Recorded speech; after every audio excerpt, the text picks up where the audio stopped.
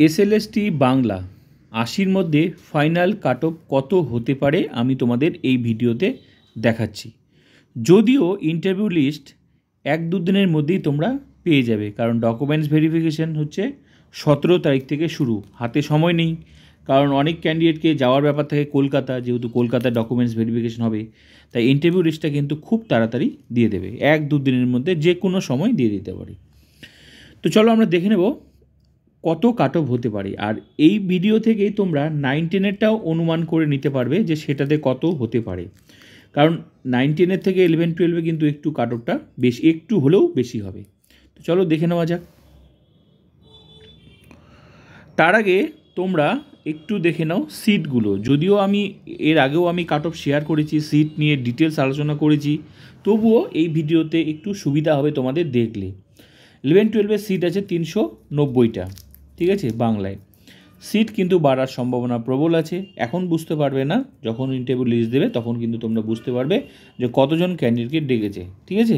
তখন তোমরা অবশ্যই বুঝতে পারবে, কিন্তু সম্ভাবনা আছে 9, 10, 11, 12 দুটোতেই সম্ভাবনা আছে।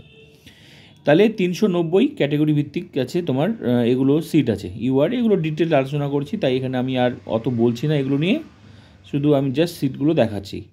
আর 9-10-এ আছে তোমাদের হচ্ছে 3024টি, প্রচুর সিট আছে। তাহলে 11-12-এ যে কাট অফটা হবে সেটা থেকে তুমি কিন্তু মানে ধরেই নিতে পারবে যে তোমার 9-10-এ কতটা, তোমার কত পার্সেন্ট তোমার আশা আছে। যদিও আমি যেটা এখন দেখাবো সেটা কিন্তু সম্ভাব্য, ঠিক আছে? এর আশেপাশে হতে পারে, একটু প্লাস হতে পারে বা মাইনাস হতে পারে। তো চলো দেখে নেওয়া যাক।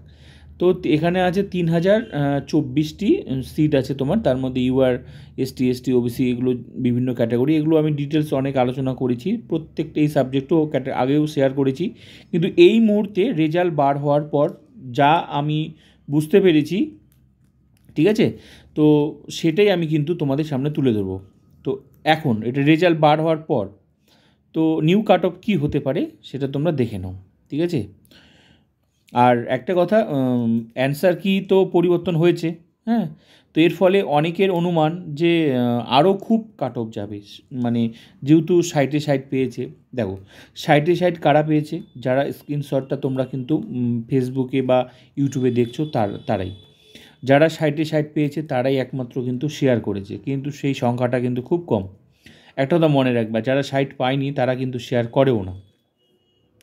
তো ঠিক আছে, এবার 60 পেয়ে গেছে তার মানে মনে হয় 60, এদিকে 10-70 খুব হাই হবে। তারপর আবার এক্সপিরিয়েন্স টিচার আছে, তো এক্সপিরিয়েন্স টিচার আছে তার মানে একদম 80-তে 80 কাট অফ, সেরকম নয়, সেরকম ব্যাপারটা নয়। কারণ কেউ বেশি পেয়েছে তার মানে এই নয় যে তারটাই ফাইনাল কাট অফ, ঠিক আছে?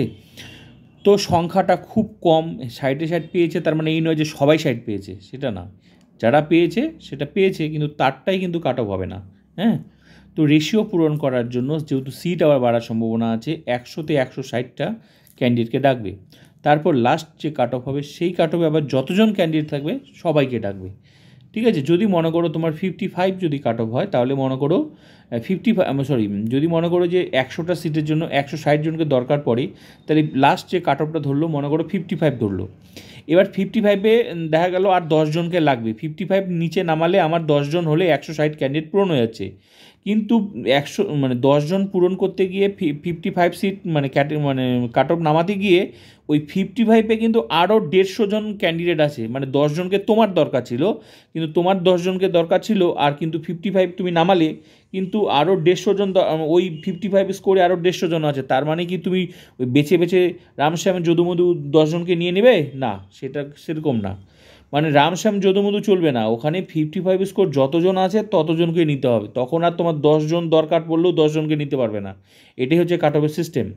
মানে তোমার 10 জন দরকার ছিল 100টা সিটের জন্য, 160 জন ক্যান্ডিডেটকে পূরণ করতে গিয়ে তুমি 10টা ক্যান্ডিডেট আরও দরকার, ওই জন্য তুমি নিচে নামালে 55 স্কোরে। কিন্তু 55 স্কোরে নামাতে গিয়ে তোমার 10টা ক্যান্ডিডেট দরকার ছিল, কিন্তু দেখলে তুমি 55 স্কোরে আরও 150 স্টুডেন্ট আছে, তখন তোমাকে কী করতে হবে? 150 জনকে নিতে হবে, তখন তুমি বেছে বেছে রামশ্যাম যদুমধু নিতে পারবে না। এটাই হচ্ছে সিস্টেম। তো বুঝতে পারলাম। তারপর যদি আবার ভ্যাকেন্সি বাড়ে, সম্ভাবনা আছে, তারপর তো কমবেই। যাই হোক, সেটা আলাদা বিষয়। তো বুঝাতে পারলাম। তো বেশি মার্কস মানে এই নয় যে তারটাই কাট অফ, হ্যাঁ? তো বেশি পেতেই পারে, আর যে অনেকের ধারণা যে 9-10ও পরীক্ষা দিয়েছে, 11-12 পরীক্ষা দিয়ে তার মানে এখানে মানে আরও হাই কাট অফ যাবে, সেটাও সেরকমও কোনো ব্যাপার নয়। কারণ যে মনে করো কেউ 11-12 টিচার ছিল, কেউ 9-10 টিচার, তার ও এটাতে ছিল মানে এটাতেই ওর পরীক্ষা ভালো হয়েছে, ওটাতে ছিল মানে ওটাই পরীক্ষা ভালো হয়েছে, ঠিক আছে? দুটোতেই একসাথে ওর ভালো পরীক্ষা হয়নি। যেটাতে টিচার ছিল সেটাতেই পরীক্ষা হয়েছে, তার মানে ওটাতেও ভালো ছিল, এটাতেও ভালো ছিল। তাই দুটোকে মিশিয়ে সংখ্যা বাড়ানোর কোনো লাভ নেই, টেনশনের কোনো কারণ নেই। তারপর অনুমান দেখা যাক, তারপর বাকিটা কি ভবিষ্যৎ বলতে 1-2 দিনের মধ্যে তোমরা জেনেও যাবে। তো চলো দেখে নেওয়া যাক কাট অফটা কত হতে পারে, ঠিক আছে? যেটুকু আমি বুঝতে পেরেছি রেজাল্ট বার হওয়ার পর বিভিন্ন তথ্যের উপর, বিভিন্ন কমেন্ট, ইউটিউব, ফেসবুক বা অনেকের রেজাল্ট শুনে দেখে, তারপর অ্যান্সার কি দেখে যা আমি বুঝতে পারলাম বিভিন্ন জনের কাছ থেকে শুনে, সেটাই আমি তোমাদের সামনে তুলে ধরছি। ইউ আর মেল ফিমেল 60 থেকে 64, একটু বেশি যাবে সম্ভাবনা। এর কমও হতে পারে, তো আমি হয়তো যতজনকে দেখেছি সেগুলোর ভিত্তিতে করেছি, কিন্তু হয়তো যাদের আরও কম মার্কস আছে তাদের সঙ্গে আমার কথা হয়নি বা তাদের সঙ্গে আমি দেখিনি, তো এর ফলে আরও কমতেও পারে, ঠিক আছে? তো 60 থেকে 64 এটা অনুমান, ঠিক আছে? আমি যতদূর বুঝলাম বিভিন্ন তথ্যের উপর, এটা কিন্তু মেল ফিমেল। তাহলে এটা যদি একটা কথা বলে দিচ্ছি, 11-12 যা হবে তার থেকে 9-10 অনেক কম, সিট বেশি, ঠিক আছে? তাহলে তোমরা অনুমান করে নিতে পারবে যে 9-10ও তোমার কতটা সম্ভাবনা আছে। মেল ফিমেল এটা, ফিমেল হচ্ছে 59 থেকে 63-র মধ্যে মোটামুটি আশেপাশেই থাকার সম্ভাবনা আছে।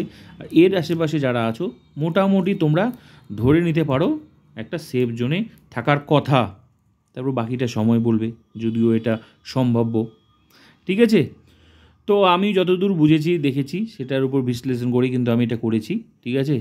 তারপর ওবিসি বি মেল ফিমেল 58 থেকে 62-র মধ্যে আশেপাশেই কিন্তু এর থাকার সম্ভাবনা আছে। OBC B male female, female হচ্ছে 57 থেকে 62 আশেপাশেই একদম ঘোরাফেরা করবে, এর হচ্ছে কাট অফটা, ঠিক আছে? এবার আমরা দেখে নেব ওবিসি এ মেল ফিমেল 58 থেকে এটা দেখবে এবিসি, এই যে ওবিসি এ বি না, এটা একদম সেমও যেতে পারে, আশেপাশে থাকবে এর কোনো গ্যারেন্টি নেই, সিট পূরণ করার জন্য যেরকম দরকার সেরকমই, ঠিক আছে? কারণ অনেক সাবজেক্টে অনেকে হয়তো ভুল ধারণা, তোমরা দেখবে 11-12-এ 2016 দেখবে অনেক সাবজেক্টও আছে যে সেম যায়নি, ঠিক আছে? সেম যাবে তখনই যদি সেম ক্যান্ডিডেট দরকার পড়ে তখনই যাবে, ঠিক আছে?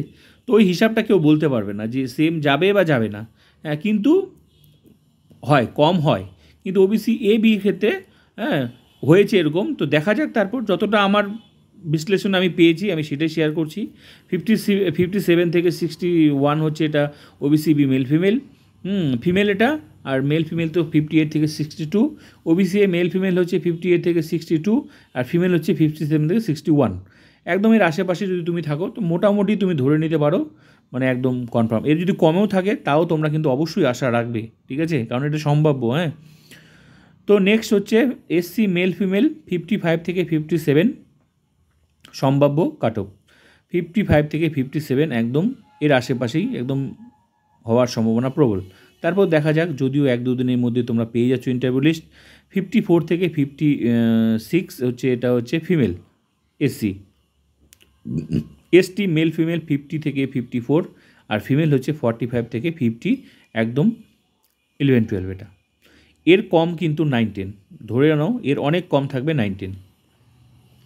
ইডাব্লিউএস মেল ফিমেল 50+, ইডাব্লিউএস সবচেয়ে বেশি খেলা করবে এবার ইডাব্লিউএস, এর ধরে নাও মোটামুটি 50 থেকে তোমরা একদম সেফ জোনের থাকার কথা, তারপর সময় কথা বলবে, কারণ কেউ জানে না কতজন ক্যান্ডিডেট আছে, ঠিক আছে? কারণ এই ক্যান্ডিডেটকে খুব একটা বেশি খুঁজে পাওয়া যাচ্ছে না, হ্যাঁ। Female 45+, female. তো আমি তোমাদের তুলে ধরলাম ইডাব্লিউএস মেল ফিমেল 50+, ফিমেল হচ্ছে 45+। তো যতটুকু আমার মনে হলো বিভিন্ন তথ্যের উপর আমি সেটাই কিন্তু এই অ্যান্সার কি মানে 11-12 রেজাল্ট দেওয়ার পর এই মুহূর্তে আমার এটাই মনে হলো। তারপর বাকিটা সময় কথা বলবে, দেখা যাক। আর এর অনেক কম কিন্তু 9-10টা হবে। তারপর 9-10 রেজাল্ট দিক, তখন আবার ওইটার উপর বিশ্লেষণ করে বিভিন্ন তথ্যের উপর সেটা আবার অবশ্যই বানাবো।